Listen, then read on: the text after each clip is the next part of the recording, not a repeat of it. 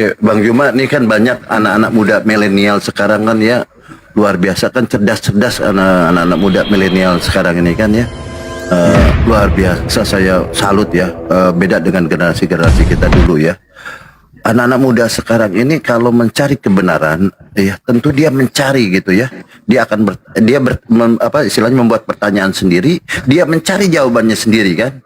Nah, seperti itu. Nah, mungkin ada contoh-contoh siapa ya, selama ini Bang Juma menemukan anak muda yang mencari kebenaran, membuat pertanyaan sendiri, menjawab sendiri, akhirnya mualaf. Mungkin Bang Juma, pengalaman Bang Juma siapa kira-kira, Anda pernahkah seperti itu? Silakan. Ada banyak, banyak. Termasuk siapa sih J yang eksis itu? Ada J, ada Ferry, ada Yoga yang kita kenal ya. Termasuk kakaknya Yoga, siapa lagi? Siapa namanya yang cewek itu? Olan. Nah, termasuk Olan. Banyak. Jimen. Jimen. Dia seorang pengacara kalau nggak salah di Jimen itu. Nah, ini adik lagi anak saya ini, Ananda Ires yang sangat cantik. Ini Bang lagi Ires, belajar tuh. Bunda Ires, apa Ires juga sama ini, milenial ya juga ya? Usia baru 15 tahun. Oh, Masya Allah. Itu makanya saya heran, ini ya mungkin saya kurang pengalaman ya, jam terbangnya kurang. Jadi saya heran kenapa yang saya lihat gitu ya dalam diskusi-diskusi ini, orang yang milenial ini, anak-anak muda ini cerdas-cerdas, sehingga banyak tidak ada juga yang tidak ke Islam, tapi dia juga kadang-kadang menjadi ateis, agnostik, meninggalkan ajaran Kristen gitu, karena memang dia tidak rasional menurut mereka itu di Kristen gitu loh. Kira-kira alasannya apa Bang Juma? Alasan-alasan mereka meninggalkan Kristen, mungkin alasannya yang Bang Juma alami. Iya, jadi anak-anak sekarang itu kan kritis ya. Mereka punya talenta yang luar biasa gitu. Mungkin karena pengaruh zaman kali. Anak-anak itu kritis ketika sesuatu dilihatnya tidak rasional. Mereka cenderung untuk kemudian berpikir lalu mengambil tindakan. Itu anak-anak kita sekarang itu begitu. Meskipun pola gaul mereka cenderung tidak sama seperti proses belajar mengajar kita dulu, tapi paling tidak mereka memang kritis. Anak-anak saya di rumah itu sangat kritis sekali. Saya kalau diskusi kayak begini, ada yang mereka tidak pahami, habis itu mereka pertanyakan. Tiba-tiba aja mereka ngomong, "Abah, seingat saya 2 hari lalu Abah pernah ngomong kayak gini deh." Itu gimana maksudnya? Di data mana lagi Abah? Di Bible mana lagi? Bab berapa lagi nomor dibaca? Loh, kok bisa ya? Kok bisa nggak ngerti ya mereka? Ini sederhana pun, ya itulah anakku bilang yang nggak mengerti itu karena mereka sudah terdoktrin, dicetak, memang udah bengkok, mau diluruskan susah. Nah, kalau anak-anak sekarang itu ditanya, ini siapa yang di dinding ini? Ini foto Tuhan katanya. Mereka akan protes kok, foto Tuhan. Gimana ceritanya Tuhan bisa dipoto gitu loh. Berarti manusia dong. Bule lagi, kan gitu. Anak-anak itu cenderung begitu. Dan itu juga dialami oleh keluarga kami yang kebetulan ada yang bolak-balik ke Belanda. Dia ceritakan anak-anak muda di sana itu sudah jarang ke gereja. Kenapa Bang? Mereka berpikir kritis sekarang itu. Mereka cenderung berpikir yang absolut. Apa yang tidak rasional mereka tinggalkan. Apalagi Tuhan dikatakan mati, itu menurut mereka irasional itu. Itu pembunuhan karakter berpikir. Nah, saya katakan, aduh sayang kali tidak jumpa sama kita anak-anak kayak gitu.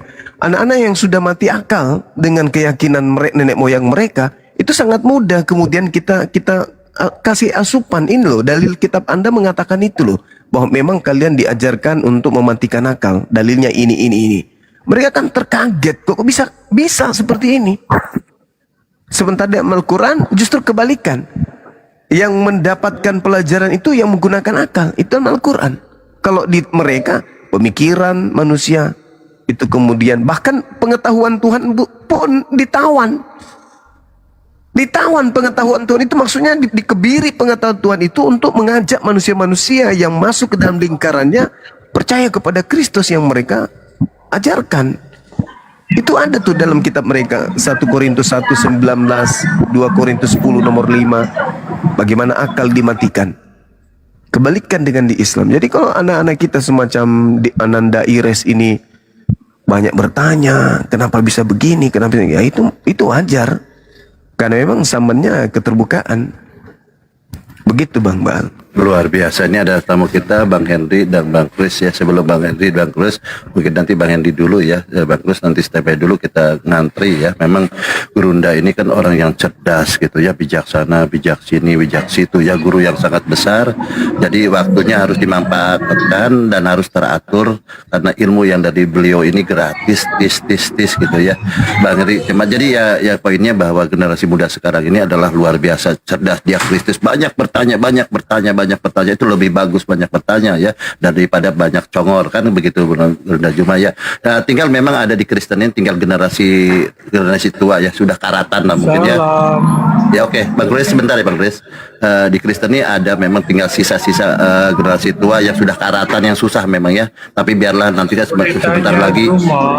Sabar dulu, sebentar lagi karena mereka generasi ini kan sebentar lagi koit lah ya, game over ya, nanti punah lah gitu.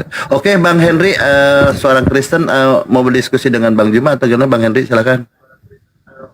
Siap.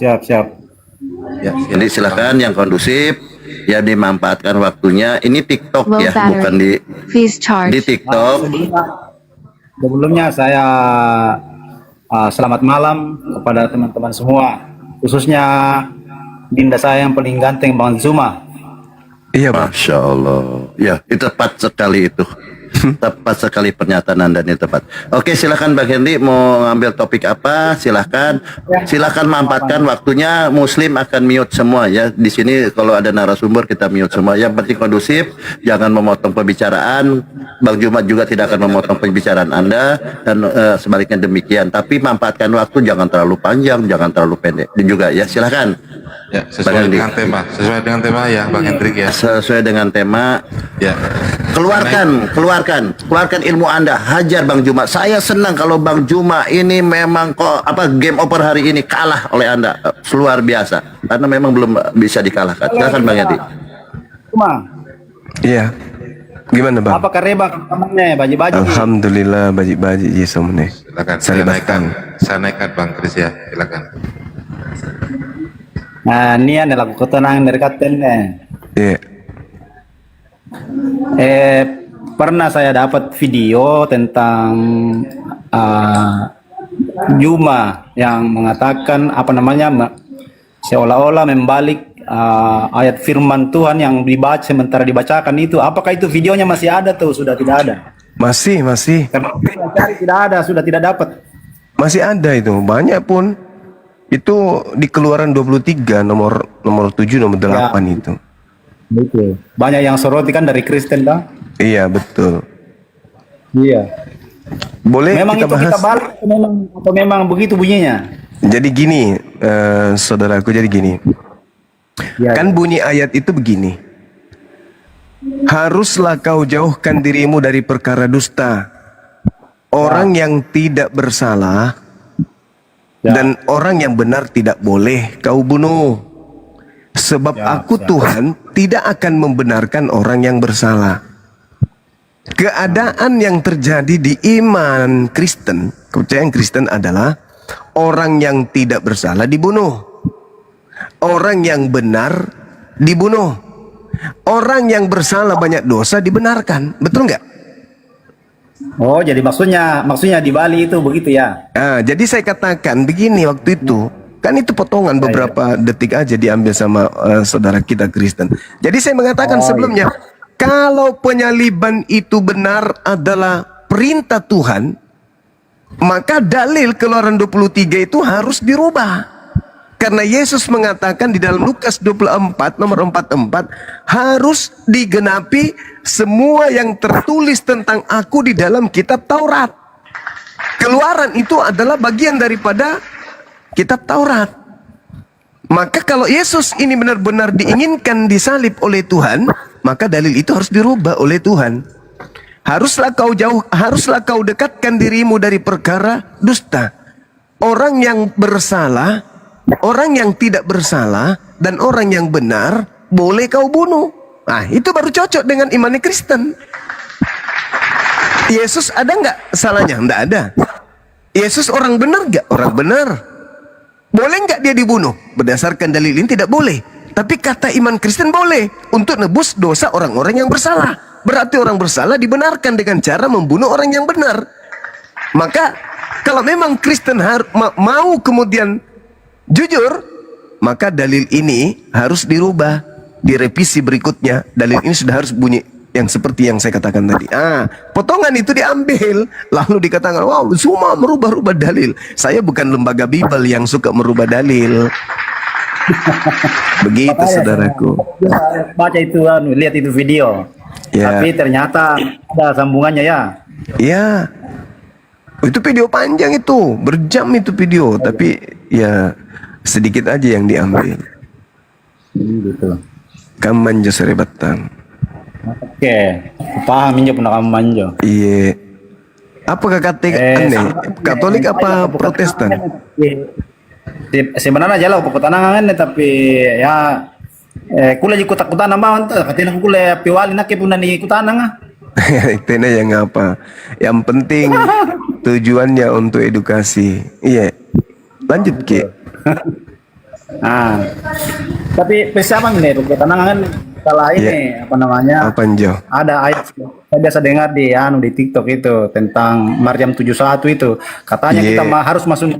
Saya ngeri itu, Dinda. Iya. Ngeri sekali masuk neraka semua baru dicuci pakai api neraka. Nah kita ini tiaki basian, tiaki basi.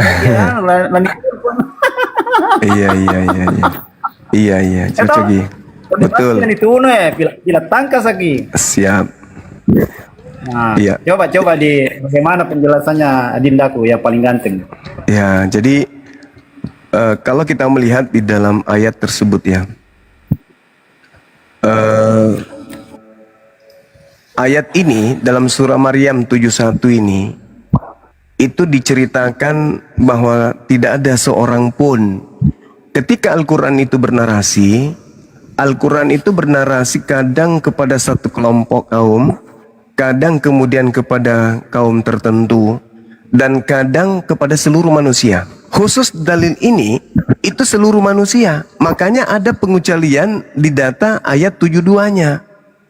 Itu ada pengecualian kemudian di data nomor 72. Bagaimana kemudian orang yang bertakwa kepada Allah itu diangkat dari sana, dari neraka, lalu kemudian dilanjutkan menuju surga. Nah, perlu dipahami ketika dikatakan wa im minkum illa wariduha kana ala rabbika hatmam maqdiya, ayat ini menceritakan bahwa tak ada seorang pun mulai dari Adam sampai manusia terakhir yang tidak akan mendatangi neraka. Sama di dalam Markus 9 nomor 49, seluruh manusia akan digarami dengan api neraka. Itu yang pertama. Kemudian dikatakan di data nomor 2, summa nunajjil ladzina taqaw wa nazaru zalimina fiha jithiyah. Kemudian aku akan menyelamatkan orang-orang yang bertakwa. Jadi kita semua nanti setelah kiamat kita dikumpulkan di padang mahsyar, lalu kemudian kita digiring tuh menuju kepada neraka. Jadi kita lihat neraka, semuanya akan melihat neraka. Tapi bukan berarti menjadi penghuninya. Sama seperti ketika kita ke kuburan, ke pemakaman, bukan berarti kita adalah mayat. Ketika kita ke rumah sakit, bukan berarti kita pasien. Kita mendatangi rumah sakit. Entah itu kita membesuk, entah itu kita kerja di sana. Beda dengan pasien. Nah, pasien inilah yang dikatakan oleh Al-Quran, wa nadharuz zalimina fiha jithiyah. Dan aku Tuhan membiarkan orang-orang zalim di dalam neraka dalam keadaan berlutut. Nah, untuk memahami ayat ini lebih detail lagi, ada di ayat Al-Quran surah An-Naziat ayat 34 yang iramanya sama. Saya bacakan. Bismillahirrahmanirrahim. Fa idza ja'atit tammatul kubra, maka apabila malapetaka terbesar yaitu hari kiamat telah datang. Yauma yatazakkarul insanu ma sa'a, pada hari itu manusia teringat apa yang telah dikerjakannya. Wa burrisatil jahimu liman yara, dan neraka jahim diperlihatkan dengan jelas kepada siapapun manusia yang memiliki mata yang bisa melihat. Fa amma man tagha, adapun yang melampaui batas dari orang-orang tersebut, wa atharal hayatad dunya, dan lebih mengutamakan kehidupan dunia, fa innal jahima hiyal ma'wa, sesungguhnya neraka jahimlah tempat tinggalnya. Wa amma man khafa maqama rabbih wa nahan nafsa anil hawa, adapun orang-orang yang takut pada kebesaran Tuhannya dan menahan diri dari keinginan hawa nafsunya, fa innal jannata hiyal ma'wa, sesungguhnya surgalah tempat tinggalnya. Tuh dalilnya. Jadi semua mata akan melihat neraka. Yang melampaui batas, yang melakukan kemudian kemaksiatan akan tinggal di neraka, dan mereka yang kemudian menjaga dirinya, menahan dirinya, menjaga nafsunya dari hal-hal yang dilarang oleh Tuhan, fa innal jannata hiyal ma'wa.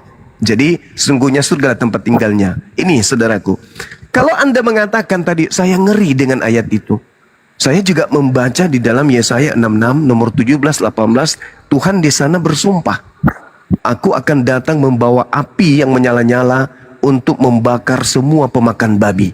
Nah ini saya lebih ngeri lagi, Bang. Belum lagi kalau saya melihat di dalam Lukas 3:16, Yesus akan datang membaptis manusia Kristen dengan api. Kalau manusia dibaptis dengan air, dicelup dengan air. Nah kalau dibaptis dengan api, ini diapain dengan api? Ini bahaya ini. Jadi Yesus akan membaptis dengan api, Tuhan akan datang dengan membakar seluruh pemakan babi dengan api yang menyala-nyala. Itu di dalam kitab Yesaya 66 nomor 17 18. Untung saya bukan pemakan babi. Saya kira begitu saudara, silakan.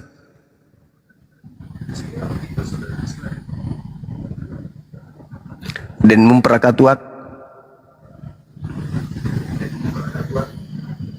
Oh, samune. Laki komai baca.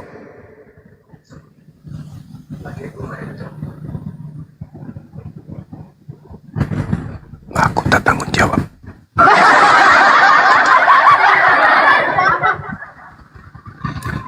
Ires. Masih ke gereja nak? Enggak, Mi? Enggak. Alhamdulillah. Udah sampai di mana pelajarannya? Berapa jadi ini? Baru nggak tahu berapa ini, berapa? Ikra 1. Iya kayaknya, tunggu dulu. Siapa itu bilang Ikra 1, ibu-ibu? Mamaku. Ah, murai dulu kamu sahadat Indo na peale. Ini. Ikra 1, Masya Berapa, Allah. Cek? 1. Jadi nanti kalau masuk Islam itu prosesnya pakai akal, karena diperkenalkan huruf-huruf. Habis itu bisa baca, habis itu bisa mengartikan. Wah, keren kali. Ya, saya bisa Mi ini.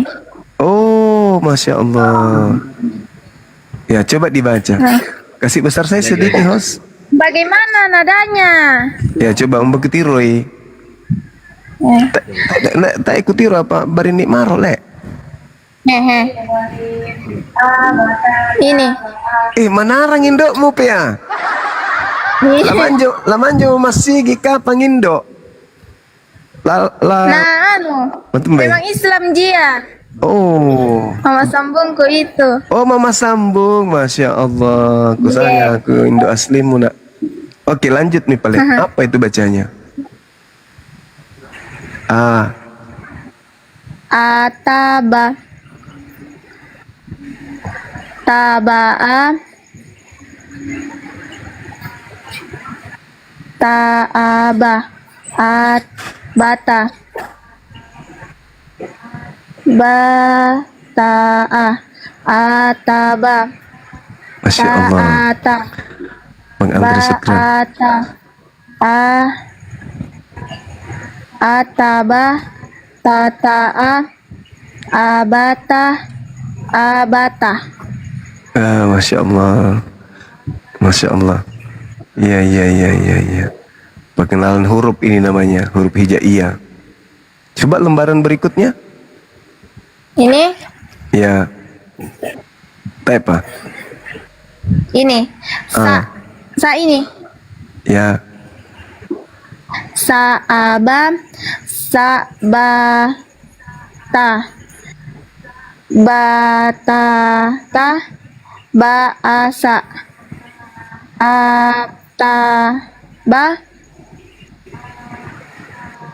Sa. Basa. Basa.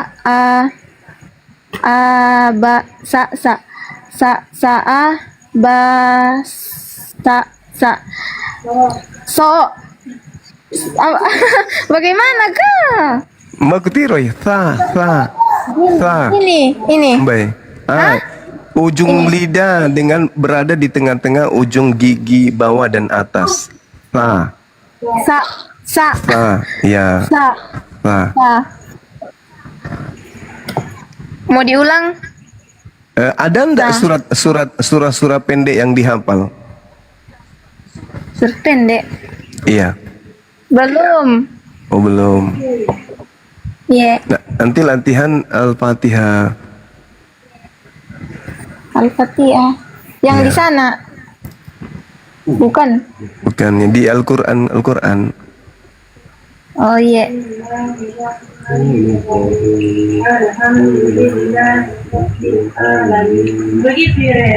Iya. Iya. Sudah kelas berapa memang Ires ini? Kelas 3? 9. Iya. Kelas 3 SMP ya. Masya Allah. Luar biasa memang. Jadi huruf demi huruf itu iya akan meresap di akal kita, itu masuk dalam kalbu. Jadi kita akan dibawa pada keadaan cinta kepada Quran. Karena kita belajar dari huruf-hurufnya, habis itu cara nyambung huruf, cara kemudian membacanya nanti dengan makhraj hurufnya, ilmu tajwidnya. Akhirnya dengan kita membaca Quran, hati kita menjadi lembut. Cinta kepada Quran itu, rindu. Umat Islam itu kalau tidak baca kitab sucinya itu rindu dengan kitab suci Quran. Apalagi bulan suci Ramadan itu mereka berbondong-bondong baca Quran. Masya Allah. Karena Al-Quran itu bukan cuman kalimat biasa, itu perkataan Tuhan, sehingga memiliki magnet tersendiri kepada orang-orang yang beriman. Itulah Quran. Membacanya dan yang mendengarkan bacaannya mendapatkan pahala kebaikan. Begitu anandaku. Jadi kapan syahadat?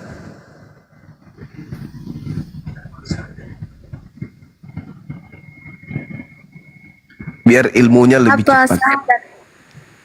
Ya. Asyhadu an la ilaha illallah wa asyhadu anna Muhammadar Rasulullah. Atau jangan-jangan sudah syahadat ini? Belum. Ya, kapan syahadatnya? Sekarang aja ya, biar ngajinya lebih lancar lagi. Tanggal Tanggal 25. 25, Pi. Allahu Akbar, Masya Allah. Allahu Akbar. Mantap, Masya Allah. Di Kalimantan ya, tinggal Kendari ya. Morowali. Ya, Morowali. Nanti kalau misalnya mau kuliah di mana gitu di Makassar, bisa komunikasi dengan kita di sini. Atau mau kuliah di Jakarta, di Jawa, tapi ambil jurusan Islam, jurusan agama. Oke? Nah, Harus cerdas. Ada juga anak didik saya kemarin. Ada nggak yang ingat anak didik saya yang Kendari juga tuh? Teman-teman ada yang ingat nggak? Seusia beliau juga. Sekarang beliau sudah di Makassar. Alhamdulillah. Tinggal sama neneknya beliau itu di sini. Ada yang minta dikuliahin di bawah usianya sudah 67. Mau ambil jurusan apa? Bahasa daerah. Emang mau kemana? Hah? Pelatih bola. Ah, dada aja ini. Jenis kelamin wanita, usia 67, mau dikuliahin jurusan bahasa daerah. Tujuannya mau jadi pelatih bola. Kok bisa? Kenapa nggak sekalian aja seni balet? Cocok itu. Oke, lanjut. Dinda, Ananda, mungkin kita ini dengarkan dari teman-teman yang lain. Masya Allah, terus belajar ngaji ya. Nanti kalau mau belajar tartil, mau belajar tilawah, saya bisa sikit-sikit, tapi sikit-sikit aja. Ahlinya itu Bang Handi kalau tilawatil Quran. Beliau mantan qari. Di Thailand dulu Bang Handi itu juara qari. Juara 1 beliau. Di Burundi, Gurunda. Di Thailand. Pesertanya cuma dia sendiri tapi. Wasitnya juga beliau. Halo Bang Henry. Bang Henry Palimbongan. Apa rasamu nih? Oke. Masih boleh bertanya? Ya, Oke. Dem Ini para kan, ketua. Apa? Ubay. Iya. lanjut. Nah, kan itu Nabi Muhammad dijadikan suri teladan ya. Iya. Nah, jadi bolehkah